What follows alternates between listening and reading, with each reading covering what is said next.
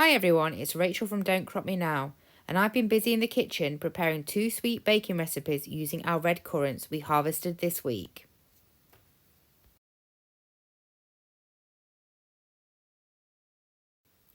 These pancakes are a fluffy style of pancake called Scotch pancakes that are similar to an American style of pancake. In order to make the pancakes, start with 150 grams of plain or all-purpose flour, 50 grams of ground almonds, 25 grams of rolled oats, 1 large egg, 2 teaspoons of almond extract, 1 tablespoon of sugar. Here I have used granulated sugar, but caster sugar would be fine. Some raisin agent. I have 1 teaspoon of baking powder, and there is also mixed in 1 teaspoon of salt. You will also need a small amount of oil or butter for cooking.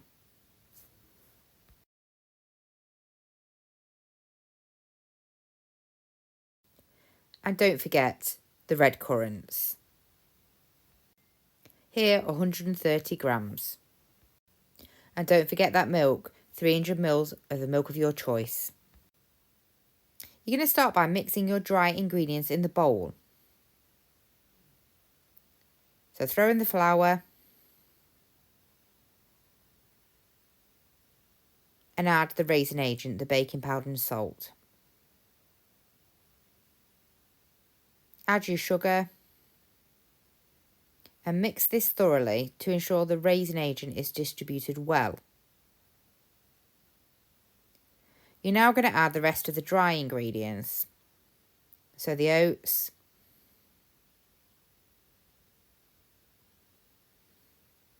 ground almonds,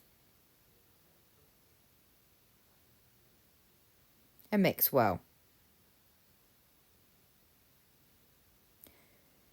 You're now going to put together the wet ingredients. So we've got the milk and the egg and the almond extract.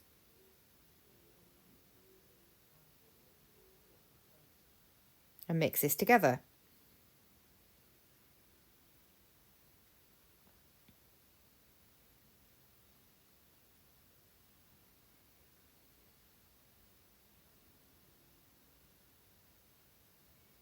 Don't forget those red currants.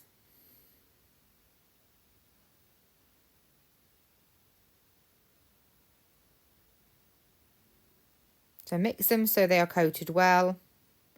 And then you're going to add these wet ingredients into this dry mixture.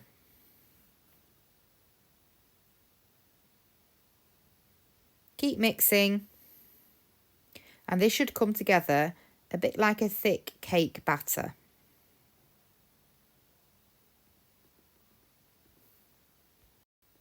You can have a good play around with the ingredients here. If you don't have or want to use almonds or oats, then just replace with a similar amount of flour. That's totally fine. Same with the red currants. You could use blueberries or even other dried fruit or berries, all completely fine. Just add things to your own taste. Now for the cooking. So you need to get the pan really reasonably hot. You can see here it's smoking a bit.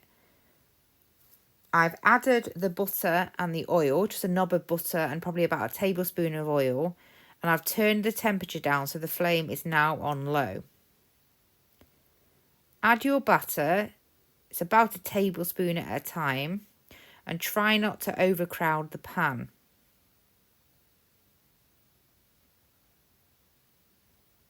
In this sort of a size of pan, I found that 3 is pretty good. And this is a cast iron pan, so it ensures that the heat is distributed well. This took a couple of minutes, so we've got this on fast forward. What you need to do is you need to wait till you can start to see small bubbles forming on the top of your pancakes. And when this starts to happen, you know it's the right time to turn.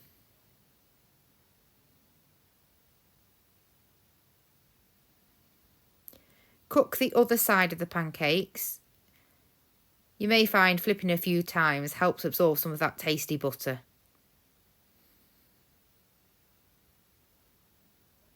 And once golden on both sides, take them out onto some kitchen roll to drain.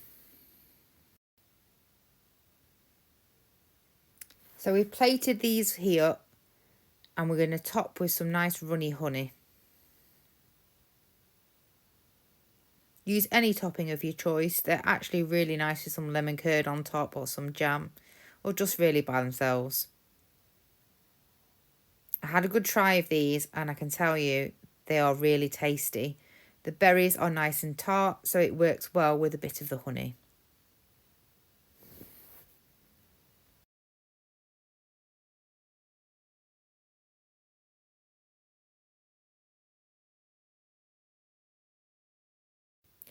This is a buttery shortbread that is stuffed with the tart berries and some lemon curd.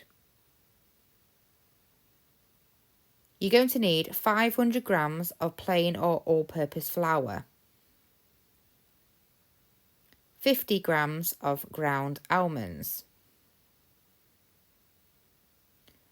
2 teaspoons of baking powder,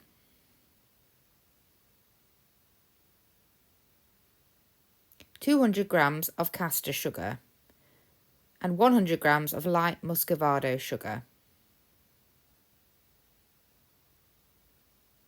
The red currants, here about 150 grams, and the same amount of lemon curd, 1 egg, and 250 grams of frozen grated salted butter. Start with your flour in the bowl. Make sure it's a large bowl because there's going to be quite a bit of mixing, and add your raising agent, the baking powder, and also the ground almonds. Give it a thorough mix to distribute that raising agent.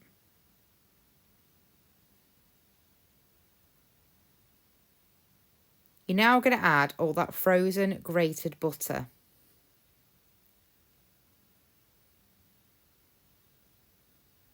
Having it frozen just reduces the amount of effort you need to put in to rub the butter into the flour. So I usually do this and start by mixing just with a spoon. You will find that some bits clump together, so you do need to make sure that you use your fingers to rub the butter into the flour. This helps to keep that really crumbly texture because there is a minimal time spent allowing the butter to warm up. Once the butter is rubbed into the flour, you're going to add your sugars. So we've got the muscovado and the caster sugar. You need to give this a good mix in. Because some of the caster sugar we had used had been sitting in the cupboard for a while, it had started to clump together. So I'm just using a spoon here to try and break that up. Don't worry if you leave small lumps of sugar, as they actually go quite nice and crispy. This took me a little longer than I thought, so it's definitely worth making sure the sugar is all nicely separated before you add it in. Once you've done that, you're going to need to line a pan. This pan is 10 by 8 inches and it's quite a deep pan, about 1 inch deep. I'm using a little bit of butter just to allow the greaseproof paper to stick into the pan. I don't bother with all the cutting and shaping. I just tend to push it in and pull it around the edges.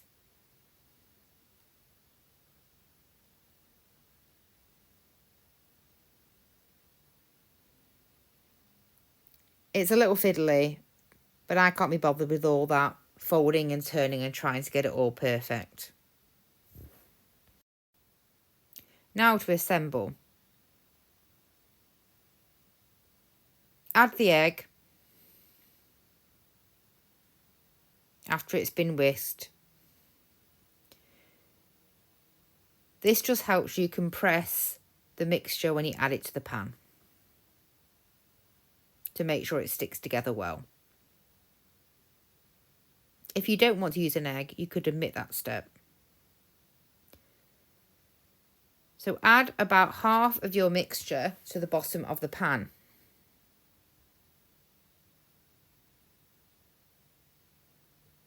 And spread it out. I always just use my fingers for jobs like this.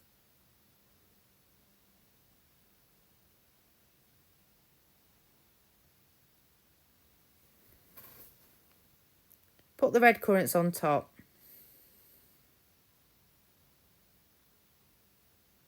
And spread them out.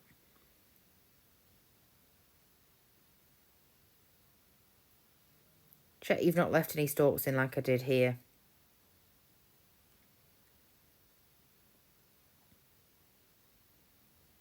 And then add the lemon curd.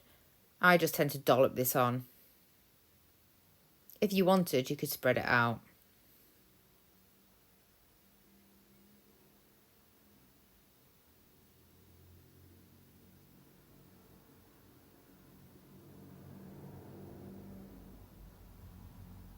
If you didn't want to use lemon curd, you could use jam here. That would work fine as well.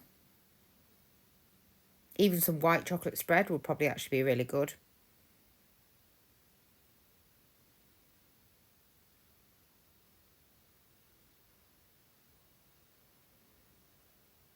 And the last bit, once you've got the lemon curd on, is to add the other half of the mixture on top.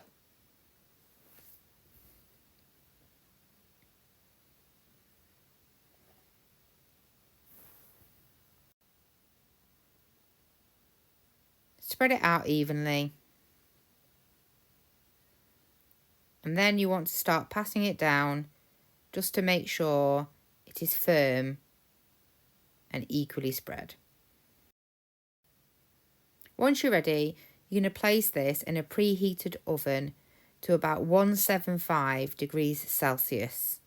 It should take around 30 to 35 minutes to cook and should end up nice and golden just like this.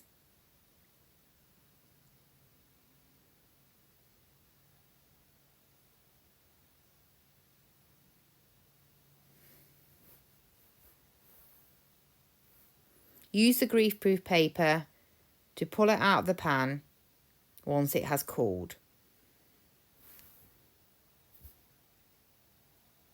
And then chop up into portion sizes that you wish to enjoy.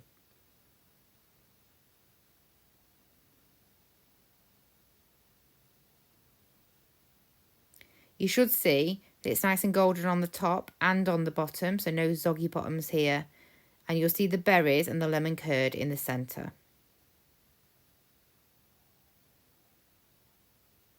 Here I cut some slightly smaller pieces, as they are pretty big. So some for the cake tin, and some I will take into work. So here is a slice. Looks totally yummy. And I tried this one too, and I can tell you it really was. If you have enjoyed our video today, please like, comment and subscribe. It only takes a minute, but it will really help the development of our channel. Take care everyone. Bye.